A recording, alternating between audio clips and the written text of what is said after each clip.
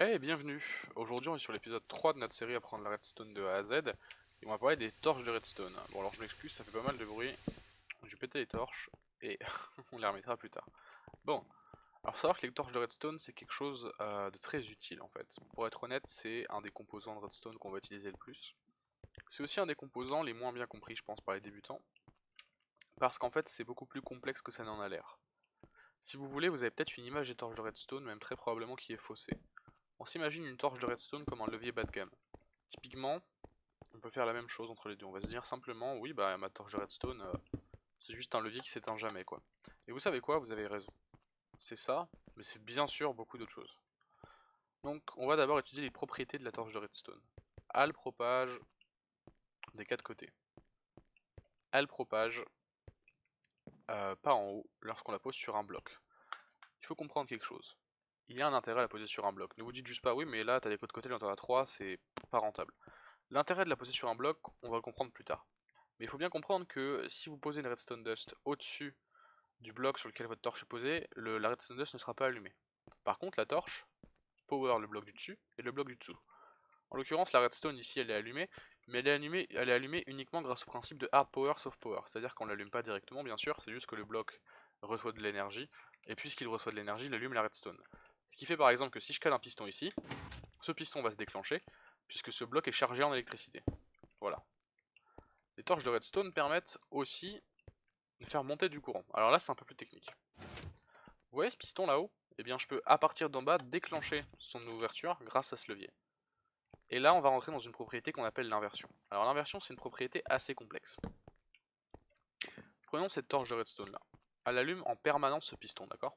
Eh bien, on a moyen d'annuler ce système là avec un levier, par exemple, un répéteur, qui va balancer du courant dans ce bloc. La torche de la dose de redstone ici est optionnelle, vous n'avez même pas besoin de la mettre. En fait, là on va comprendre l'intérêt de mettre une torche de redstone sur un bloc. Regardez, je vous montre. Si je fais ça, on voit que ma torche s'éteint. Pourquoi est-ce qu'elle s'éteint? Eh bien c'est très simple, c'est une propriété des torches. Lorsqu'une torche reçoit du courant, elle va tout simplement s'éteindre. Les torches s'éteignent lorsqu'elles reçoivent du courant. C'est ce qu'on appelle l'inversion. À partir de cette inversion, on peut très bien éteindre un levier pour allumer un piston ou l'inverse. L'intérêt, typiquement, c'est avec un bouton. Si j'appuie sur le bouton, le levier va s'éteindre pendant, le piston va s'éteindre pendant quelques secondes et sera allumé. C'est comme ça que fonctionnent les portes à piston, d'accord? Et donc on se base sur cette propriété pour faire fonctionner notre ascenseur à énergie, notre ascenseur à électricité on va dire, pour faire plus simple. Donc on va prendre le cas où le circuit est fermé, on n'envoie pas de redstone. Qu'est-ce qui se passe? Cette torche est allumée, normal.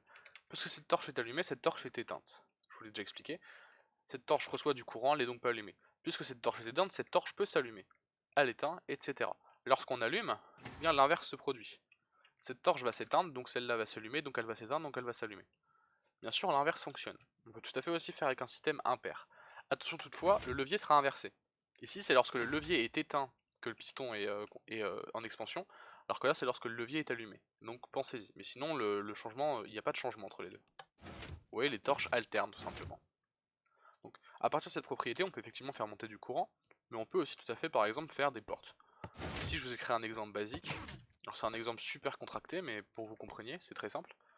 L'idée en fait c'est qu'on a une torche de redstone qui envoie du courant dans ce bloc là, le bloc juste devant nous, d'accord? Et le bloc juste devant nous, au-dessus de lui, il y a une poutre de redstone. Elle n'est pas obligatoire mais vous allez comprendre pourquoi je la mets. Bon, on va résumer. Cette torche envoie du courant dans ce bloc. Ce bloc envoie du courant dans le piston, mais là ce piston là il reçoit rien. Pour que ce piston reçoive quelque chose bien sûr, on met une redstone dust, comme ça ce piston est alimenté aussi. Ensuite on peut annuler cette torche, enfin plutôt l'inverser, en envoyant de la redstone dans ce bloc. Et lorsqu'on fait ça avec un bouton, eh bien la porte s'ouvre. Alors évidemment, l'idée c'est de reproduire ça sur les deux côtés. Il y a évidemment d'autres façons de le faire beaucoup plus jolies, je dirais, mais là j'ai pas voulu vous prendre la tête, j'ai voulu vous montrer un système simple. Donc, oui, on en est là maintenant. Il faut savoir que les torches de redstone, avec cette propriété d'inversion, il peut se passer des choses assez bizarres, assez étranges. Je vais vous montrer quelque chose là. Si je fais ça, on voit que ma torche clignote et finit par s'éteindre. Alors là, on fait appel à deux propriétés de la torche de redstone assez complexes. La première, c'est l'inversion, bien sûr, et la seconde, c'est la brûlure. En fait, la torche va s'éteindre, au bout d'un moment, elle va cramer, parce qu'elle a trop clignoté. Lorsqu'une torche clignote trop rapidement, elle finira par cramer. Alors pourquoi est-ce qu'elle crame? Bonne question. Alors ça va être compliqué de vous montrer exactement en mouvement, mais vous devriez comprendre avec mes explications. On va essayer ensemble d'imaginer. Ici, on envoie du courant dans ce bloc, d'accord? ce bloc envoie du courant dans cette redstone. Ce qui fait que cette redstone s'allume. Or, cette redstone, en s'allumant, elle envoie du courant dans son bloc. Son bloc sur lequel est notre torche. Donc on crée une boucle infinie d'énergie, et cette boucle infinie d'énergie fait clignoter le système jusqu'à la brûlure de la torche. Il existe des systèmes plus complexes pour créer notamment des cloques. Vous voyez, si cette redstone là va clignoter à l'infini. Excusez-moi. Bon, ça va. C'est intéressant comme système. Parce qu'en se basant sur ça, en fait, je vais vous expliquer pourquoi. Voilà. Ici, en fait, elles brûlent, mais elles alternent parce qu'il y en a 3. C'est ce qui explique cette alternance, tout simplement. Faut savoir aussi qu'avec les torches, on peut faire une dernière chose, c'est ce qu'on appelle les portes logiques. Là, par exemple, on a une porte logique E. Alors, qu'est-ce que ça fait exactement? Eh bien, il faut que ces deux choses-là soient activées pour que là-haut, ça s'active. Alors, il faut savoir que les portes logiques, on utilise beaucoup les torches, pour la simple et bonne raison qu'elles sont extrêmement pratiques, elles permettent de simuler des systèmes binaires, en fait. Et c'est réellement une simulation de système binaire. On arrive à un stade où on peut reproduire le comportement dans l'ordinateur.